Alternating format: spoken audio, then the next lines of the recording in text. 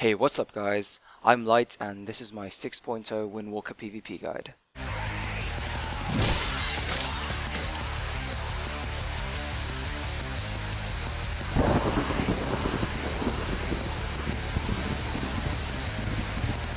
Many of you already know me and what I do, but this being a PvP guide it is likely to attract many new viewers and I feel that I should introduce myself.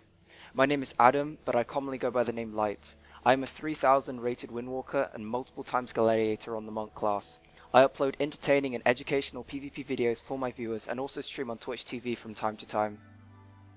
Most of my content consists of top rated arena matches versus some of the best players in the world. I always strive to be at the top in rated arenas and my goal is to one day become the best Windwalker in the world. I also include guides, strategies, funny moments and other random stuff on my channel. Okay, so I apologize for that cringeworthy intro, and now with that aside, let's get to the important stuff. I'm going to start off with the talents. For the first tier, nothing has changed. Tiger's Lust is still far superior to the other choices because of its ability to get you out of roots. For the second tier, nothing has changed either. Chi Wave is the only DPS increase in our PvE rotation, and it still does more damage than Chi Burst with half the cooldown. For the third tier, Chi Brew has been nerfed slightly to a 1 minute cooldown. Despite this, I still believe it is the superior talent over the others because it gives you some stacks to work with at the beginning of a fight, and it can be used to generate Chi, and your rotation isn't slow enough to need the extra energy regeneration from Ascension. For the fourth tier, Ring of Peace has been changed to an incapacitate effect, therefore it is even more useless than it was before, and I don't foresee any situation where I would take anything except for leg sweep. In the fifth tier, healing elixirs and diffuse magic should be used depending on the situation. Against melee classes you should be using healing elixirs, versus casters you should be using diffuse magic. In the sixth tier, I am still using Rushing Jade Wind. Warlords of Draenor was supposed to slow down our rotation with the increased cost to jab and lower haste values, but ultimately I don't feel the rotation has been slowed significantly if at all. I've been PvEing a lot this patch, and my rotation is a lot more lenient, especially with Serenity. I considered using the Tiger, and he may be worth it depending on your tier 7 talent choice. That brings us to tier 7, the new tier. We have 3 new talents, Hurricane Strike, Chi Explosion and Serenity. Personally, as a matter of preference, I will take Serenity. The short cooldown allows you to spam blackout kicks with no cost and allows your energy to regenerate to full. This causes your rotation to be far more active, so you're always pressing buttons without downtime. It is also a very strong burst cooldown and can be used when you want to generate a lot of Tiger's Eye brew very quickly. Hurricane Strike is very strong on a single target, but does negligible damage if there are 2 or more things clumped together, including pets and other irrelevant targets. For this reason, it is probably not the best talent for Arena, but it would probably be really strong for dueling and 1v1 situations. Chi Explosion just destroys your rotation. It does some decent damage, but your rotation will be so slow you'll be like pressing 2 buttons every 10 seconds, and the damage just isn't worth that in my opinion. And now moving on to the glyphs. All these 4 major glyphs are mandatory, and this is a huge problem since we only have 3 glyph slots. The Freedom Roll glyph used to be a bonus on our PvP gloves that is now a major glyph. Unless you're playing a comp without any dots at all, then I honestly can't choose between them. Glyphs are supposed to be small, interesting perks to a class. These glyph choices are not interesting or perky at all and are just core aspects of how the spec functions in PvP. I think this is completely unacceptable, and I urge all of you to post on the forums and voice your complaints so Blizzard does something about it. For the stat priority, gems reforging and many enchants have been removed, so we don't have as much customizability as we used to. That being said, we did receive a bunch of new enchants for different pieces of equipment. It is very early in the patch, so I'm not 100% sure on what the stat priorities will play out to be, but at the moment I'm running with an MS, Crit, Versa, Haste, Mastery build. But I can foresee this changing depending on what level 100 talents turn out to be the best later on, and if Windwalkers are the preferred target in Arena or not. The damage rotation hasn't changed, so there's no need for me to go over that, it's the same as it was in MOP. But the burst rotation has changed due to the changes on Fist of Fury. Fist of Fury now does a lot more damage than it used to be, and if it does damage to 2 targets, it always does its maximum damage to 1 target, so you can cleave as much people as you want and it will still do maximum damage to your main target. On top of that, it only stuns 1 time, so those days where we could leg sweep and then Fist of Fury, and the Fist of Fury would stun them twice. That doesn't happen. The Fist of Fury will only stun them once. So what I found is best is using Fist of Fury before the leg sweep, because then you can channel your entire stun and you can get your entire damage from Fist of Fury. Being that it is your strongest damage dealing ability, you don't want people moving out of it. So my rotation is going somewhat along the lines of this. So you need to get your Rising Sun Kick debuff up, your Tiger Palm, and get 10 stacks. We're just going to pretend I have 10 stacks for the purpose of this. And then we're going to use my Tiger's Eye Brew. I'm going to Rising Sun Kick into a Chi Wave, into a Fist of Fury. I'm going to channel the entire Fist of Fury. I'm going to leg sweep on the end, pop Serenity, and spam Blackout Kicks.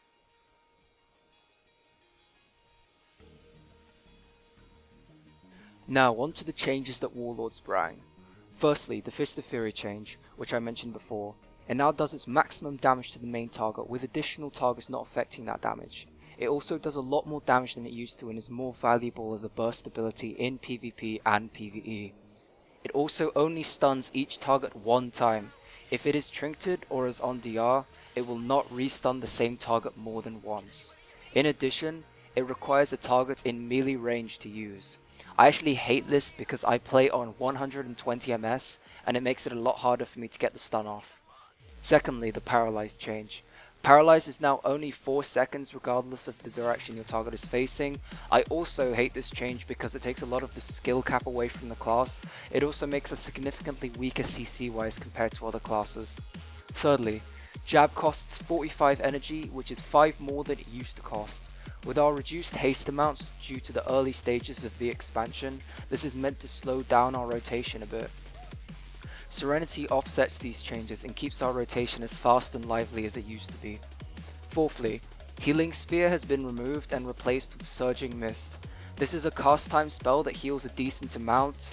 I'm alright with this change. It makes us less obnoxious to fight 1v1 because you actually have to be intelligent to get a heal off like every other class. I don't see this affecting 3v3 arenas much at all because Windwalker off heals are pretty much a last ditch effort to save the team, and most of the time you have better things to do that can save the team more effectively. Fifthly, Transcendence has a 10-second cooldown to be placed and is instant, which is a big improvement. Transfer is still a 25-second cooldown, which is also instant. These changes are really helpful and I foresee much more usage of the Monk Teleport this expansion. Sixthly, Touch of Karma only absorbs 50% of our HP. Thank you to all the whiny kids who played Draenei Male Ret Paladins. Our defensive has been reduced to approximately a 140,000 absorb, which is less than a Disc Priest shield. Most teams don't even bother detargeting me and just burst through in 2 to 3 seconds. This is a really bad change, and I think Windwalkers are going to be the target of choice more often in Arena than we used to be. And lastly, a few abilities have been removed this expansion. Our Disarm was removed along with every other Disarm in the game. Spinning Fire Blossom was removed. This ability was one of my favourite gap closers and I will miss it. We have only 1 buff now instead of 2, which is also a good change. Next, I'll quickly cover Windwalker's viability in Arena compared to other classes. As it stands, melees are significantly superior to casters in Arena, and this Arena season will be one primarily dominated by melee cleaves and melee hunter teams. Comps like LSD and God Comp will be a lot rarer due to these changes. Of the melees, Feral Druids and Ret Paladins are by far the strongest. They have insane damage paired with insane off heals that can heal their team to full in seconds. They both have really strong mobility also. The only weakness these classes have is their weak defensives. Ferals no longer have Barkskin, Might of Ursoc or Symbiosis cooldowns, and so if caught in a stun they will die really quickly. Ret Paladins have 1 Shield Wall and Bubble, which can be forced easily. The next tier of melees consists of Prot Warriors and DKs. Both these classes deal insane damage and have very solid defensives. Their self-healing and mobility is lacking however, which is the reason why I put them below the top melees. I put Rogue on the next tier, even though Rogues can't necessarily be compared with other melees because they are a unique beast. Their playstyle and comps don't work the same as other melees. All this being said, Rogues are pretty solid. They still have the strong damage and survivability. Comps like RMP and Thug Cleave will still be as strong as ever. Next up, of course, the Windwalker. We have decent damage, decent burst, decent survivability, decent heals, and good mobility. And that's the biggest problem with Windwalker, is that we are decent. Pretty much every other class can do something better than us. And lastly is the poor Enhancement Shaman. This spec is utterly useless. It hits like a wet noodle and flops as soon as you look at it. I don't even notice when Ascendance is popped because the damage increase is so small. I don't really know too much about the casters, but I can safely say that mages and boomkins are probably the strongest. Shadow priests are looking pretty solid, even though they suffer a lot in melee heavy seasons. Elemental shamans and warlocks are looking very weak right now. For the healers, disc priests and resto druids are probably the best, with holy paladins and resto shamans a close second tier. Mistweaver monks are very lacking and behind the other healers at the moment. So that brings me to Windwalker 3v3 comps. I think that Windwalkers paired with Flavor of the Month classes such as Feral Druids and Ret Paladins will make pretty solid comps. Windwalkers synergize best with Disc Priests, as they are very strong right now. I'm hoping to play primarily with a Disc Priest healer. In threes, I mainly want to run Hunter Windwalker Disc Priest, Feral Windwalker Disc Priest, Boomkin Windwalker Disc Priest, and Shadow Priest Windwalker Resto Shaman, because I believe these comps will turn out to be the strongest as the season progresses. In twos, I will be sticking with my Windwalker Disc Priest comp, even though I foresee some double DPS comps like Ret Windwalker, Feral Windwalker, and Boomkin Windwalker being pretty solid this season. So yeah, these are the new set bonuses. As you can see, they both kinda suck. It seems as you only get the set bonuses from Primal Combatant's Iron Skin gear as opposed to the regular Primal Combatant gear. Aside from not providing set bonuses, these pieces do have different stats than the regular gear, and in some cases it might be better to use a combatant piece instead of an iron skin piece, despite not getting the set bonus. For example, I would prefer taking a piece with crit and multi-strike over a piece with mastery and haste. Other than that, we have no more hit rating and no more expertise. All dodge and parry chances are now baseline and there is nothing we can do to influence it. So now I'll just quickly go over my macros. They're exactly the same as the macros in my old guide, but I'll go over them again. Firstly, I have my paralyze macro, which will paralyze the first target in arena normally, the second target with a shift modifier, and the third target with a control modifier. It is very important to use this macro in arena because spending time to click on every target you want to paralyze is time consuming and it takes your focus away from the game. This is most effective and simple way that I have gotten used to using my paralyze. Secondly, I have my macro for fortifying brew. This is a simple macro that will use a healthstone at the same time as fortifying brew if you are playing with a warlock, because if you're like me, you'll probably forget about your healthstone in arena and never use them. This is the best way to make sure that you are using them effectively. Thirdly, I have my Tiger's Lust macro. This will use Tiger's Lust on myself normally, on my healer with the control mod, and then on my partner with the ult mod. Again, this is a macro I've gotten used to, so I memorized which modifiers I need for which partner. Be sure to replace healer and DPS with the names of your teammates. Fourthly, I have my mount macro. Despite its name, this is probably one of the most important macros. It basically cancels every AoE ability I have and is bound to my mount keybind so I can spam it in combat. This is important for you to be able to recall all your AoE abilities when you paralyze something so that you don't break the paralyze or any other CC from your partners such as polymorph. Next I have my kick macro, which will simply kick my target normally and kick my focus target with a control modifier. This is important when you're in range of a healer but not targeting them. You should have them on your focus so you can interrupt their casts when they are not expecting it. This macro is even more important now in Warlords because healers have to cast a lot more. And lastly, I have my burst macro. All this simply does is use my Tiger's Eye brew with my unused trinket.